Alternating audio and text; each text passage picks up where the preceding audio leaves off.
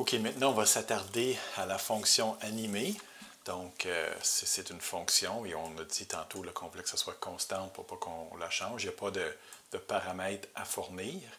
Et puis, cette fonction-là est définie entre les lignes 21 et 67 présentement à mon écran. Bon, présentement, cette fonction-là a, je dirais, là, 4 fonctions. Il y a une première fonction ici, 4 éléments, pardon. À la ligne 22, on voit qu'il y a une commande JavaScript qui existe qui s'appelle Request Animation Frame. Et dans le fond, ce que cette commande-là fait, c'est que ça avise le furteur qu'on doit faire une animation à l'aide de la fonction animée. Donc, la fonction avise le furteur qu'il faut faire une animation. Donc, ce qui arrive, c'est qu'à chaque 60e de seconde, donc 60 fois par seconde, le furteur va appeler la fonction animation ici et va effectuer toutes les commandes entre les lignes 23 et 77. Bon. Maintenant, la première chose à faire, c'est qu'on va effacer le canevas. Okay? Pour faire ça, il y a une méthode qui existe qui s'appelle clearRect, clearRectangle, où on précise le coin supérieur gauche, pardon, le coin supérieur gauche 0, 0, et le coin inférieur droit ici, pour indiquer là, qu'on doit effacer le canevas au complet. Donc, on efface tout, on recommence. Et ensuite, on va poser 3 actions. La première action, c'est qu'on va vérifier si notre balle doit rebondir par rapport à un mur. On va vérifier s'il y a une collision avec une balle. Et finalement, on va dessiner et on va déplacer les balles en conséquence de ce qui s'est passé dans les vérifications précédentes. Bon, vous allez remarquer ici que je mets l'accent sur le fait qu'il y a 3 boucles. Okay? Il y a même une boucle imbriquée ici. Donc, il y a 3 boucles qui sont utilisées dans cette fonction-là. Okay? Donc, je vais essayer de mettre un peu l'action là-dessus. Une boucle, c'est quoi? C'est un bout de programme qui va se répéter pendant qu'une condition est respectée. Okay? Donc ici, à la ligne 28, on a une boucle et les paramètres de la boucle sont indiqués ici entre parenthèses. Ça, c'est obligatoire. Les actions de la boucle se trouvent à se situer entre les accolades. Je vais ouvrir ça dans un instant et on va voir ce que ça donne. Maintenant, regardons les paramètres de la boucle. Okay? Ce qu'on est en train de dire présentement, c'est qu'on va avoir une variable i, puis j'expliquerai plus tard pourquoi on met le let ici. On a une variable i, okay, qui va, au début de notre boucle, commencer à la valeur 0. Okay? Et on va aller voir le dernier paramètre.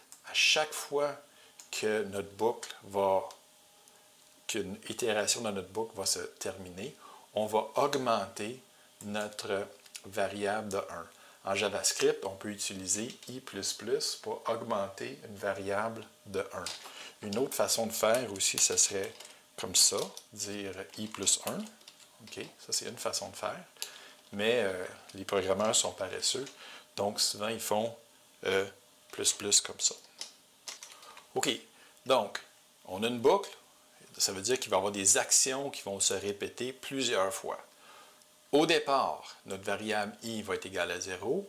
Et à chaque fois qu'on va compléter une boucle, notre variable i va augmenter de 1. C'est sûr que je pourrais vous montrer d'autres exemples où des fois on va vouloir que la variable augmente de 2 ou de 3 ou diminue ou évolue d'une façon vraiment très particulière. Mais dans le cas présent, on veut juste aller examiner toutes les balles une après l'autre. Donc maintenant qu'on sait que notre variable i va commencer à 0, il va augmenter de 1 à chaque boucle. Notre boucle va se répéter tant et aussi longtemps que la condition spécifiée ici, comme le deuxième paramètre, va être respectée. Donc, tant que le i va être inférieur au nombre de balles, hein, parce que ball.length, ball c'est un array, on l'a vu un peu plus tôt, on a créé 9 balles dans la version que j'utilise présentement, donc ball.length va avoir une valeur de 9, donc ce qui va arriver ici, c'est que tant que le i va être plus petit, pas égal, mais plus petit que 9, donc 0, 1, 2, 3, 4, 5, 6, 7, 8, c'est toujours plus petit que 9, donc la boucle va s'exécuter. Donc je vous rappelle ici que nos tiroirs sont numérotés de 0 à 8, donc on va avoir i égale à 0, 1, 2, 3, 4, 5, 6, 7, 8. Quand on va arriver à i égale à 9, bien la condition ne sera pas respectée parce que 9 n'est pas plus petit que 9. Alors la boucle ne s'exécutera pas et on va passer à la ligne suivante ici, puis on va continuer l'exécution de notre programme. Bon, à l'intérieur de cette boucle-là, on veut vérifier les rebondissements qu'il y a sur les différents murs. Okay? Donc, je viens d'expliquer, c'est une boucle. On va répéter ça pour chacune des balles. Présentement, on a 9 balles. Donc, la première fois que notre boucle va s'exécuter, comme je l'ai dit tantôt, la variable i va être égale à 0. Donc, la balle, ici à la ligne 29, j'ai mis une ligne qui va nous aider, qui va simplifier notre travail un peu. On va dire que la balle avec laquelle on travaille présentement, c'est la balle qui est dans le tiroir 0. Okay?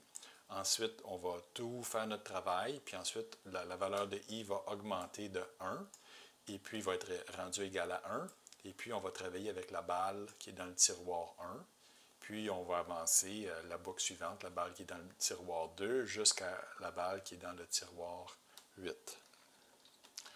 Aussi, pour simplifier les choses un peu, j'ai défini une variable qui s'appelle mur droit et une autre variable qui s'appelle mur bas ici. Le mur droit, c'est égal à la valeur de la largeur de notre canevas, dans le fond. À gauche, notre mur est au pixel 0 et complètement à droite, c'est la largeur de notre canevas. Et c'est un peu la même chose pour le mur du bas. Complètement en haut, c'est la valeur de 0. Et quand on se dirige vers le bas, c'est la hauteur de notre canevas. Donc le mur du bas va se trouver être équivalent à la hauteur du canevas en nombre de pixels. Maintenant, il y a 4 murs. C'est sûr qu'on va enlever un mur éventuellement pour jouer à notre jeu multipong, mais pour l'instant, on a mis 4 murs. Rappelez-vous que ce qu'on veut vérifier, s'il y a un contact avec le mur de droit, on veut vérifier si la position du centre de la balle plus le rayon est supérieure à la valeur du mur droit.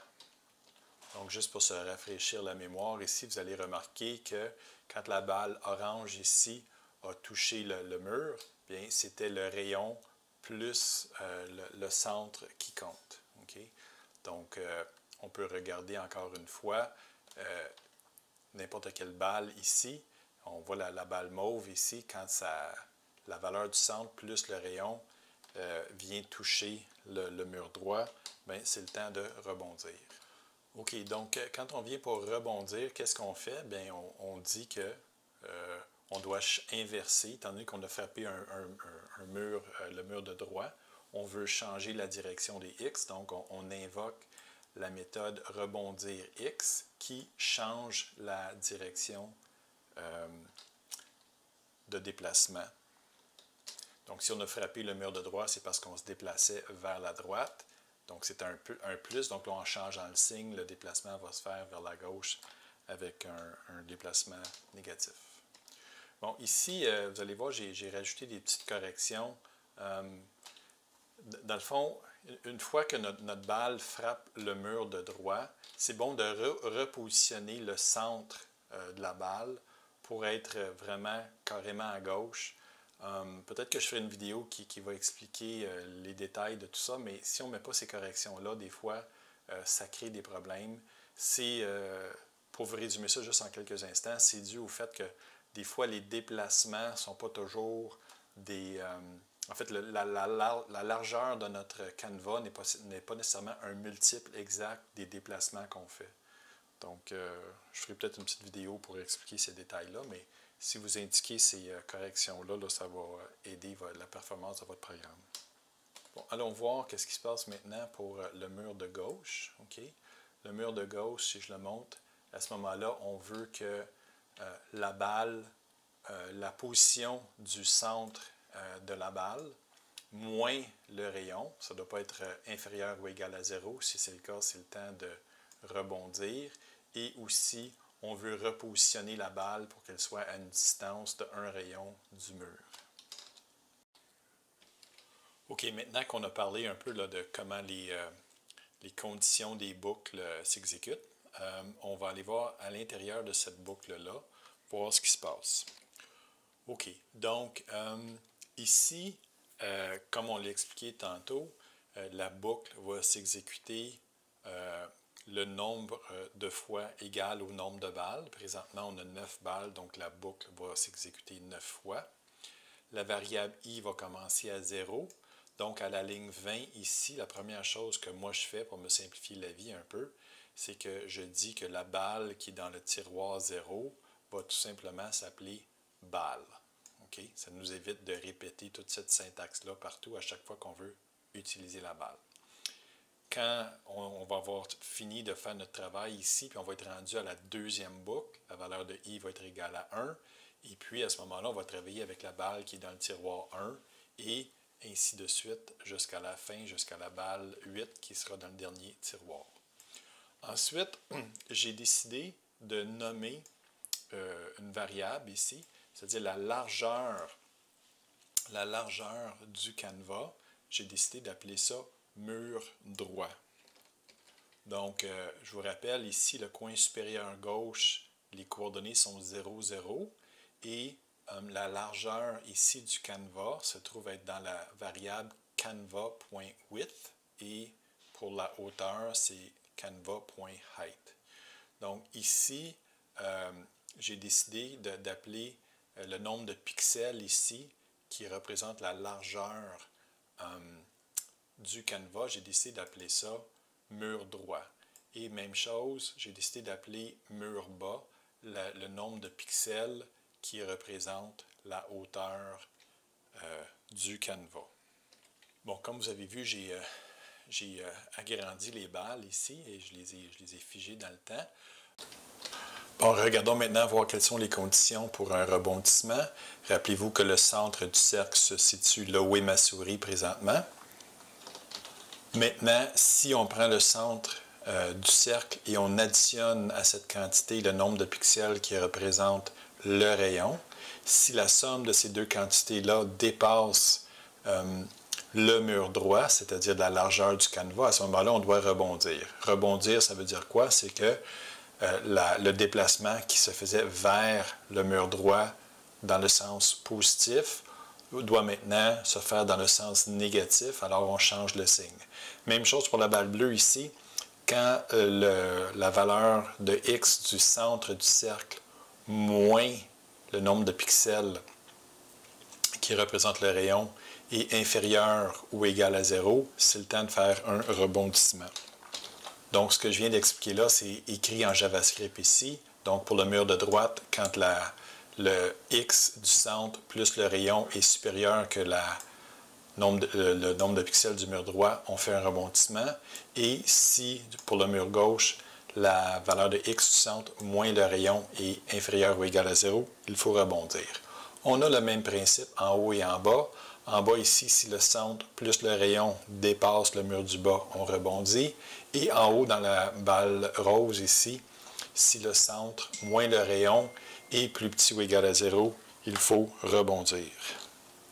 Et on peut voir ici les mêmes conditions que je viens de décrire. Donc, quand c'est le temps de rebondir, ce qu'on fait, c'est qu'on invoque la méthode rebondir en X s'il s'agit d'un rebondissement dans cette direction-là. Et puis, si on doit rebondir dans la direction des Y, on appelle la fonction rebondir Y. Bon, vous allez remarquer là que j'ai fait des petites corrections aussi Donc, c'est ça. Ici, il y a une petite correction qu'on doit effectuer.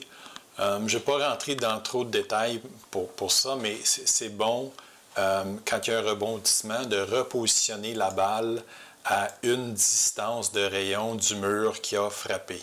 Donc, essentiellement, c'est ce que je fais ici, là, aux lignes 36, 42, 48 et 54. C'est utile de faire ça parce que sinon, il pourrait y avoir certaines circonstances où la balle va rester prise contre le mur.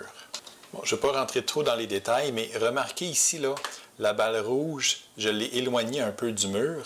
Imaginez que, bon, comme on peut voir présentement, la balle rouge n'est pas en contact avec le mur encore, mais imaginez que dans son prochain déplacement, que la balle va dépasser le mur, parce que le nombre de pixels de déplacement, des fois, n'est pas nécessairement un diviseur de la largeur du canevas. Enfin, je vous épargne les détails mathématiques, mais ça peut arriver des fois que la balle s'approche du mur et qu'à son prochain déplacement, la balle dépasse le mur.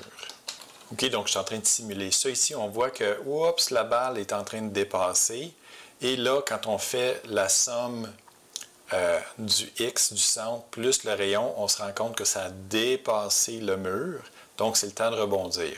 C'est sûr que tout ça, ça va se passer en 1/60e de seconde. Notre œil n'aura pas le temps de le voir et notre programme va renvoyer la balle dans l'autre direction. Mais quand les balles sont petites et les déplacements sont grands, il pourrait y avoir une situation où la balle reste prise sur le mur ici.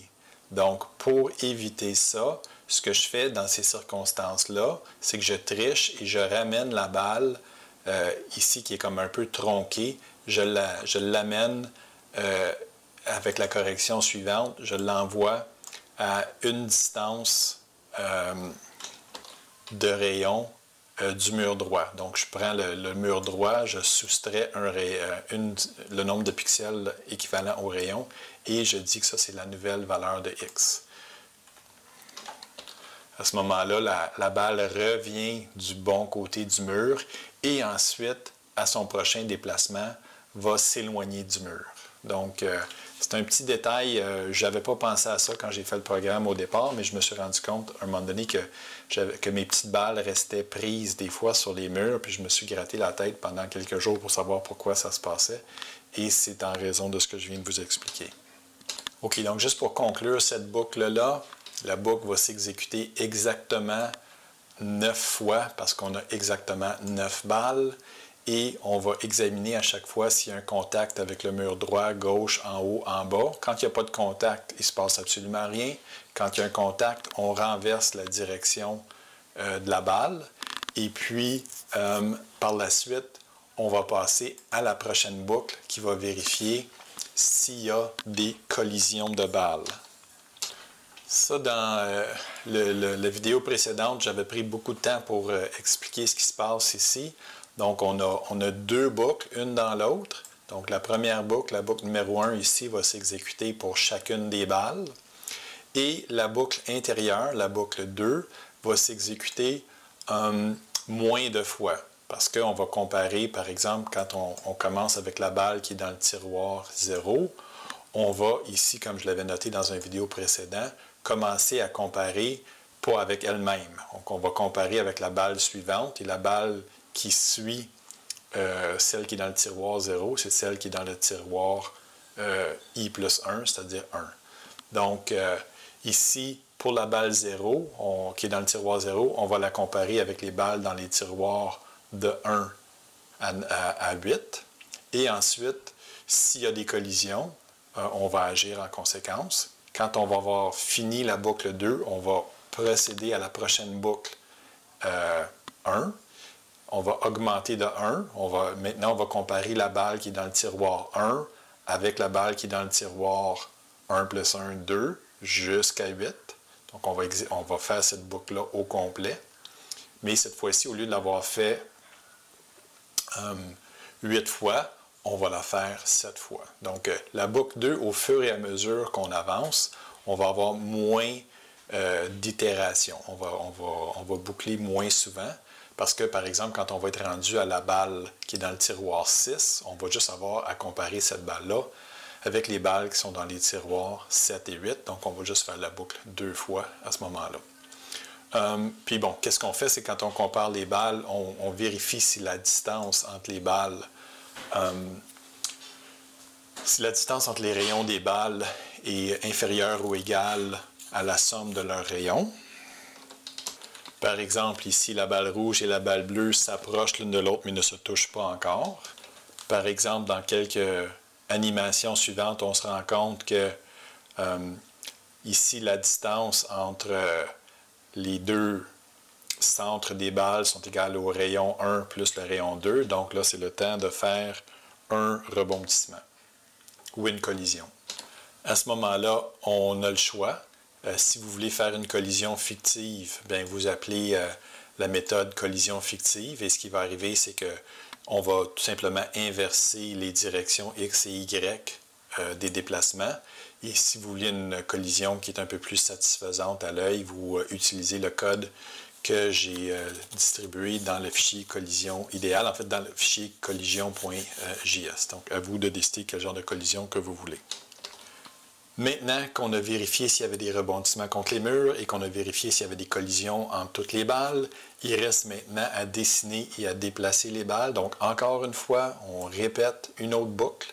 On se monte une autre boucle qu'on va répéter 9 fois et on va tout simplement dessiner la balle et on va la déplacer.